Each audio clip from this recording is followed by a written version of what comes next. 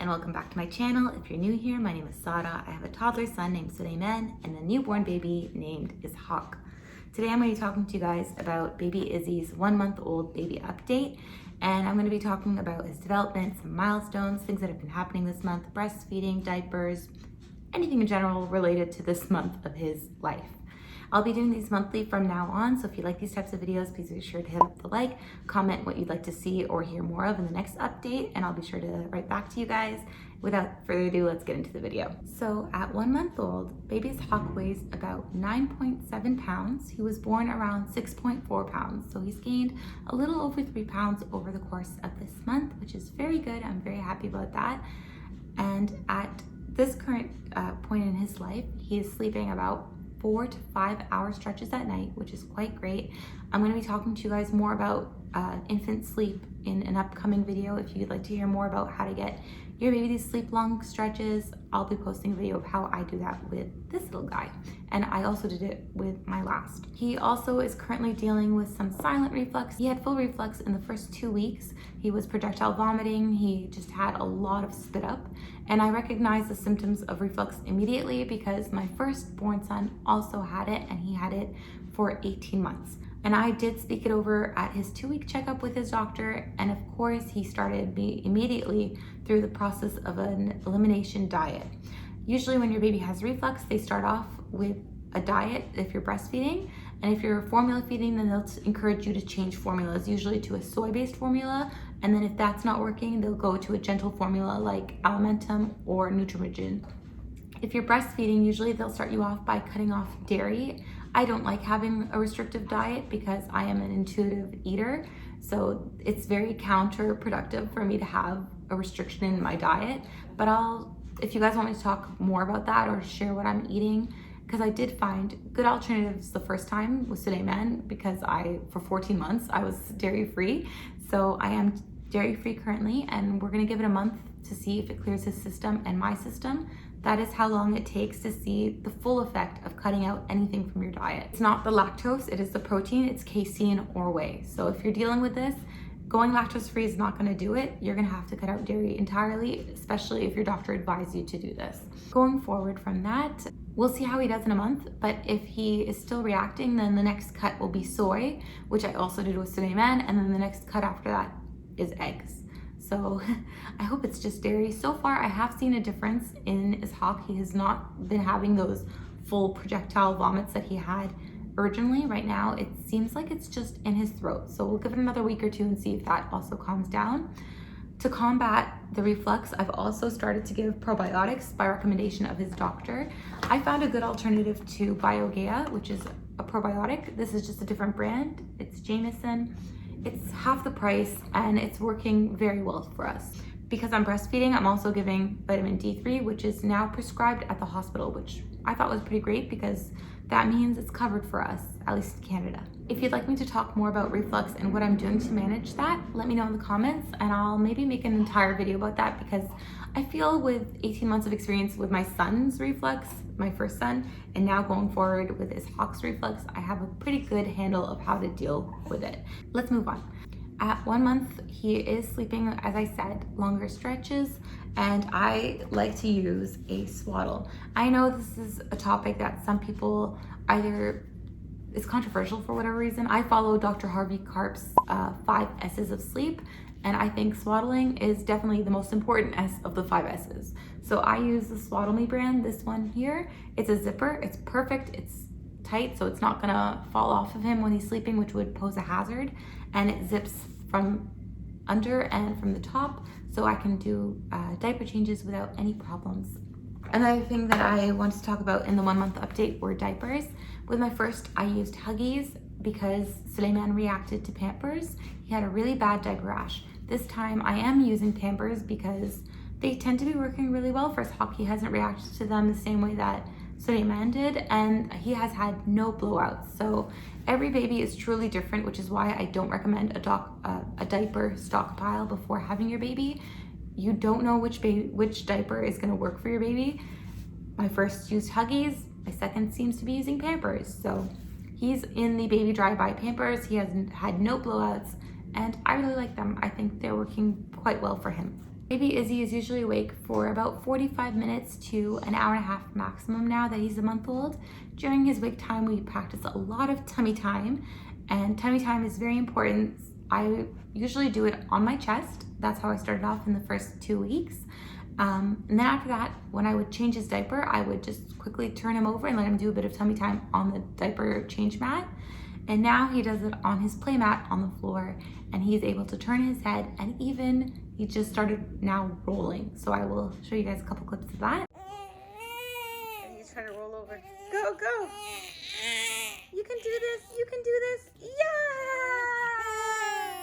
Which is from practicing tummy time so often. I encourage you to do as much tummy time as you can during the day. It's also really good for babies that have reflux because it strengthens their neck muscles. Another thing that I like to do during his wake time is I practice these games. This was given to me by a friend. I think they're really, really great. If you're looking for one book of activities to do with your baby in the first year, this is the book you should get. And it basically gives you activities that you can do with your baby. And I pick an activity out of this, and I usually do 1 activity to 2 activities a day. I wanted to talk about some milestones that babies hit around the 1 month mark. And if you have a 1 month old baby, these are milestones that you can look out for. So usually at 1 month, the baby is able to move their head from side to side when they're on their tummy. They're not like lifting it fully, but they should be able to turn it and then slowly turn it to the other side. That's a milestone. The next milestone is that they can focus 8 to 12 inches away from their face. So if you're looking at them and you're like close to them, they should be able to look at you, which is also around the same proximity of when you're feeding them. Even if you're formula feeding them, hold them close so they can see you. The next milestone is that they can turn their head toward loud noises. So if there's a loud toddler like I have, they will turn their head towards that, and Ishaq is definitely doing that. And this is a funny milestone. I didn't even realize this was a milestone, but they don't like to be handled roughly. So if you're kind of like swooping them up or just carrying them kind of like not that gently, they start to dislike that, and that is actually a milestone. And I found these milestones on Healthy Children, which is the website associated with the American Academy of Pediatrics. I'll link them down below for anyone who wants to look at that website. It's a very resourceful website. They also tell you to look out for certain things. So if your baby is doing any of these things, be sure to discuss it with your doctor. If they have loose limbs, if they're very stiff, if they don't blink when there's a bright light in front of them, or if they are trembling their lower lip constantly throughout the day, not just when they're crying. And I wanted to conclude this update by talking about what's going on with myself postpartum. This time I am not dealing with postpartum anxiety, which is such a relief. I'm feeling so much better. With breastfeeding, I am cautious about gaining weight. I did gain weight last time with Suleiman. I gained 30 pounds breastfeeding. I did drop it very rapidly with him as well. As soon as I had weaned from breastfeeding, I lost the 30 pounds in 2 months exactly. So it was definitely related to breastfeeding. I didn't do a diet. I wasn't even exercising. It just literally fell off of me. Also with breastfeeding, I'm not taking any supplements. If you have hypothyroidism specifically, do not take fenugreek. I was not warned about this last time postpartum, and maybe that did cause part of my anxiety, because when you take fenugreek, it impairs your thyroid or the absorption of your synthroid. So obviously hypothyroidism leads to slower metabolism, which can cause more weight gain, which is maybe why I gained so much weight breastfeeding the first time. And it also can cause depression and symptoms of depression. So if you have hypothyroidism, do not take fenugreek. I made that mistake with my first. I was taking it regularly. We were doing blood work and we kept finding that we had to up my dose over and over again. And then my doctor just turned to me and he was like, "Are you taking something? Are you taking fenugreek? Are you taking this or that?" And I thought, wait, fenugreek? Yes, I am taking fenugreek. I'm breastfeeding. Immediately like, you can't take fenugreek. You have hypothyroidism. It impairs the absorption of your thyroid medication. Stop taking it. And so that was really frustrating because I was taking fenugreek obviously to increase my supply, and it was doing the opposite of that, because when your thyroid is not operating properly, then you actually have a reduced milk supply. So if you're in the same boat as me, just putting that warning out there for anyone who has the same situation. In terms of weight loss and weight gain, I don't know. I am not weighing myself. I will be weighed at my doctor's appointment. I tend to not focus so much on weight because I have a past of disordered eating and I don't want to fall back into that. I will say right now that obviously my muscle tone is not there because I'm not working out, and I feel a lot of looseness. I am dealing with that currently. I will talk more about that in an upcoming update. If you want to know how I'm dealing with loose skin, how I'm dealing with weight gain or weight loss, all that stuff, let me know in the comments. Right now I'm just breastfeeding and eating intuitively. I'm drinking lots of water, and I am going on a dairy-free diet for this little guy. I am still taking my prenatal. If you're breastfeeding, I definitely recommend that you continue taking your prenatal. And I have started taking biotin, which I mentioned in my day in the life video. He's waking up, my little angel. So with that, I'm gonna show you guys what I'm looking like physique-wise. This is what I'm looking like at 1 month postpartum. It's not so bad. I feel like I have a waist again, which is nice.